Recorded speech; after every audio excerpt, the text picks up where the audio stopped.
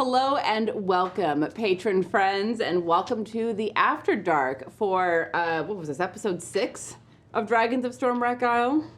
Something like that. Sure, we're rolling with it. It's episode 6. It's episode 6? Fantastic. I don't make the title card, so I can't keep track anymore. So, welcome to the After Dark. We had something that Alondra pinned that she wanted to talk about. I didn't necessarily want to talk about it. I was just trying to divert the conversation that was getting very derailed. But it is a joke about there is an infamous don't actually do this, but it technically kind of works build.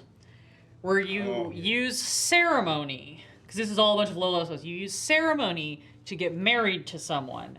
But the effects of being married, like the extra bonuses with the AC and stuff, only work if you're widowed. So the concept is you use ceremony to wed someone.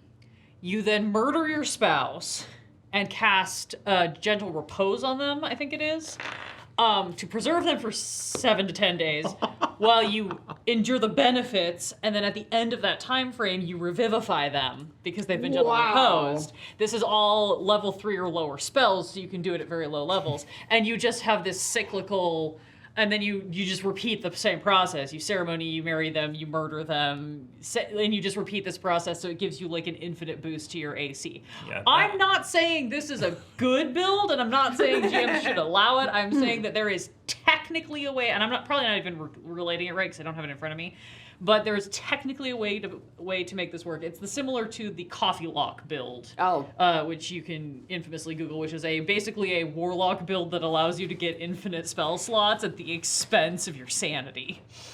So you're just insane kind casting of. This is another like infamous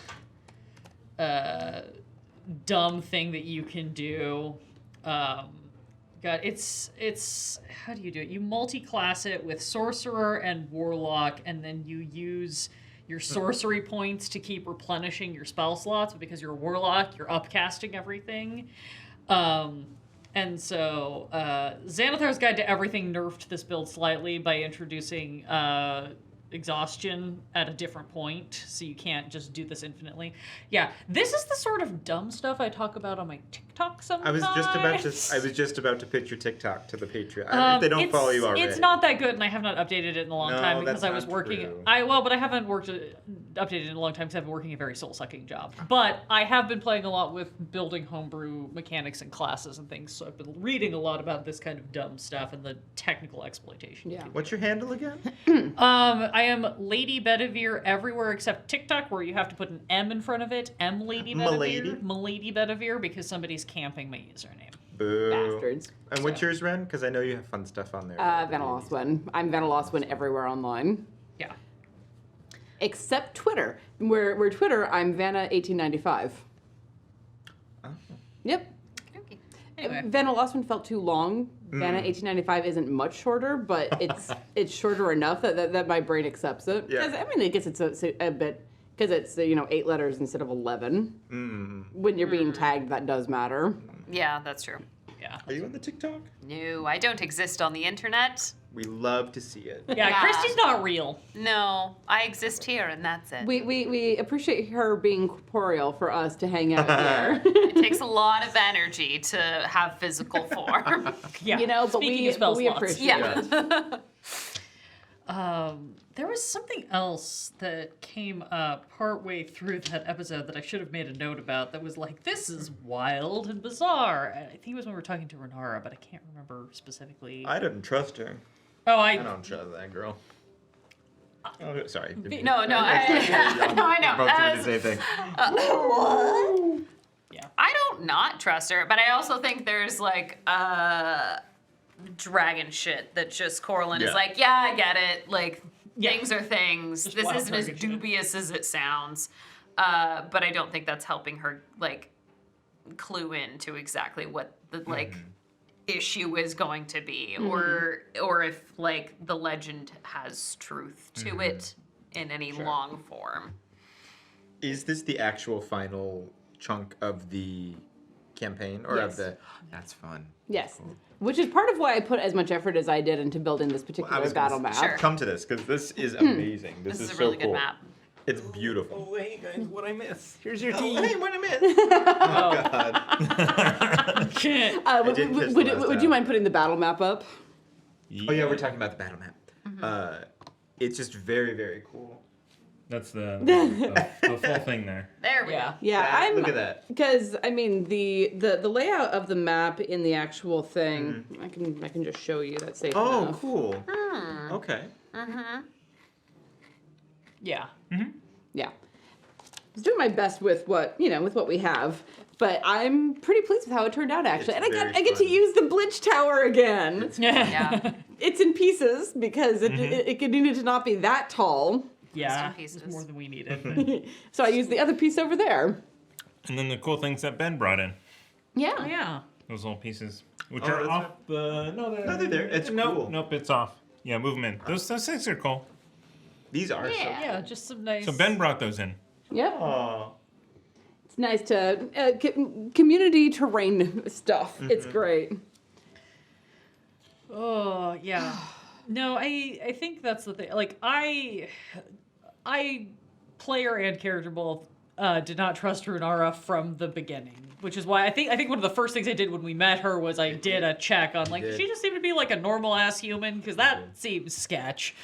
And I've held on to that the whole time. Yeah. So, and like, we keep joking about the, like, oh, dragons, so there's multiple. I think this is my first point where I'm a little bit like, okay, it's fine to get it with this module as a module. Oh, interesting. Okay. Not that it's bad. No. But that it is definitely that, like, oh, we accomplished the thing that made sense, and then we got thrown this single extra thing that's kind of coming out of the blue with this extra lore of this other dragon and the assistant dragon and things like that, where it's like, okay, now this feels tacked on as a level Sure. 3 chapter at the end that doesn't relate to the overarching I don't problem. know. I mean, I kind of felt it made sense in the Okay. sense that yes, that's why dragons are brought here. That's why it's called Dragons of Stormwreck Isle, because they're brought here because there's something else going on that's more than just the. But it's not because the. If I didn't know that know. the one dragon we'd already fought wasn't in the module, maybe I'd feel that way. But the green dragon Wormling was not in the module. Oh. That was added by our very clever GM, who was like, if it's going to be called Dragons of Stormwreck Isle, you need to fight some dragons. Yeah. And I think that sold it better, but because I know that was an added fight. Well, and also knowing that, as Renara told you, the Myconid's Cave and the shipwreck area are sites where other dragons have died. Having a dragon show up at that point and profiting off of, like, because the Harpies and the Green Dragon Wormling were in concert in the way that I created it, where it's like, we'll sing them onto the rocks, you eat well, and then and I take the gold. Right. And if there's something in particular that you see that you like that's pretty, take it. But, that's why the baby Wormling had such a horde.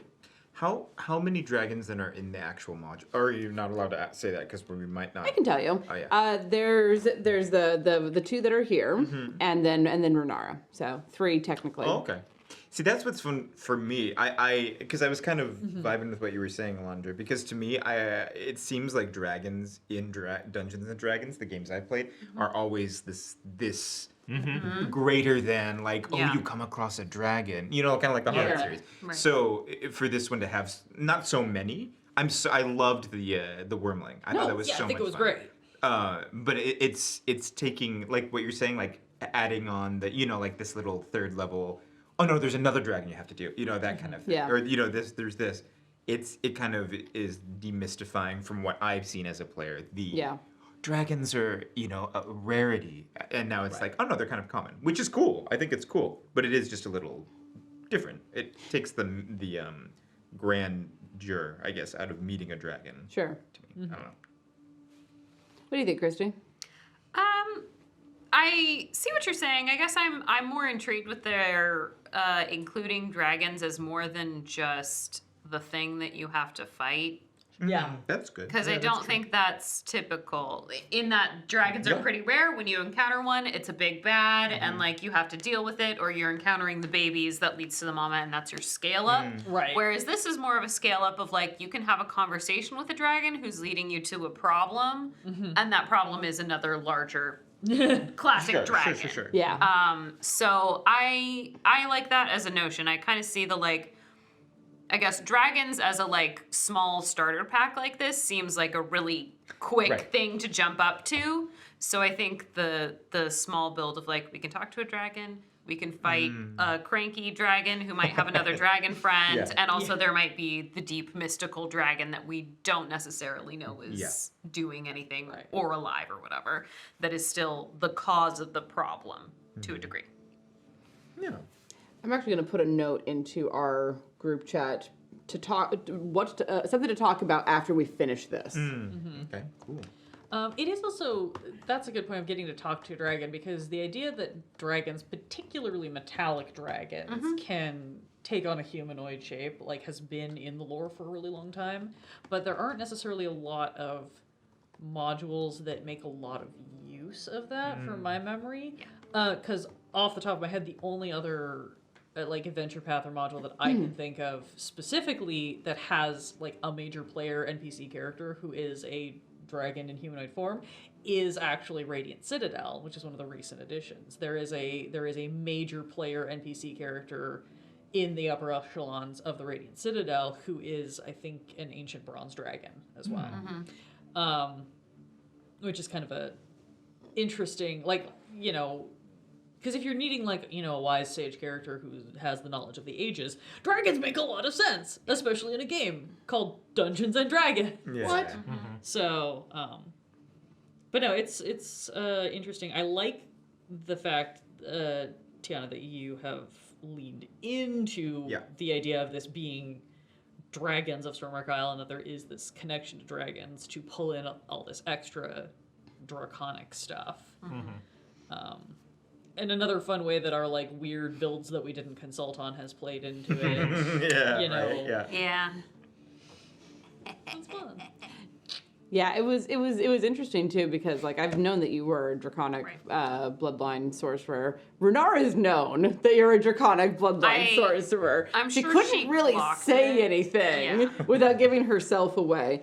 But I do agree that to an extent this last bit feels a bit tacked on, because it's like, okay, you did the 2 other quests to level up to get to this quest. Yeah. But you don't know about this quest until you've done the other 2, because Renara does not, like in the book, she does not tell you anything really until you've proven yourself, which is very classic. Yeah. Like you do have to prove that you have the best wish, the best interests of the island at heart, and you're willing to help and sacrifice. And then you'll get to know some of the secrets. That is very classic storytelling.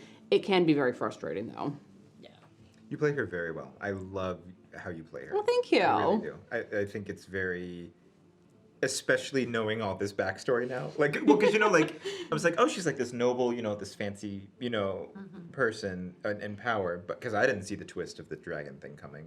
And so it's like, you did it really well. I liked the reveals. It was very cool. I actually like the module, too, how they, you know, they introduce you to kobolds right away. But their kobolds are friendly, you know, and helpful and not... and not just a first level monster to go and slaughter in their caves. Yeah. So as a starter set, because normally kobolds are just villains. they're a monster. Yeah, kobolds or goblins are like your level 1. You gotta go clear the small things in large packs out of the caves. Yeah. I love playing with you guys, because I've only, in all of the games I've played with Quest and Chaos, they've been like mischievous or quirky. Like so I would have, if I go to another group and I'm like, we come across kobolds, I'd be like, oh, hey guys. And be like, no, they're trying to kill you. And I'm like, the kobold is eating your face, and I was dude. like, oh, I thought that they, because they're, you know, remember there's like the ones from Rhyme where they were like on top of each other. Yeah, you know, like like kobolds in trench coat. Yeah, and I was like, oh, and then this one where they're like, oh hey, you know. Yeah, That's cute. I love it. It was not the intention to play them as being basically children. It's cute. It's great. But that is kind of how it's turned out. And they are you know, lower intelligence creatures. So you know they With pack tactics. Yeah. So like playing them like a gaggle of Toddlers. Yeah, Yeah. of Evil elementary kindergartners. schoolers. Yes. Kindergartners. That's fun. Cool. But I've been having a lot of fun with this module, and I'm looking forward to getting it wrapped up with y'all, because, all good stories come to an end eventually. And I'd love to stick this landing. Yeah. But we will see what happens when we're next able to gather. So I think that's going to wrap it up for tonight. Thank you, Patreon friends, so much for your time, your contributions, your discourse in the Discord. That was the phrase that I wanted. And don't mind me having no brain. It's been a very long month and a half. So thank you all so much. We'll see you next time.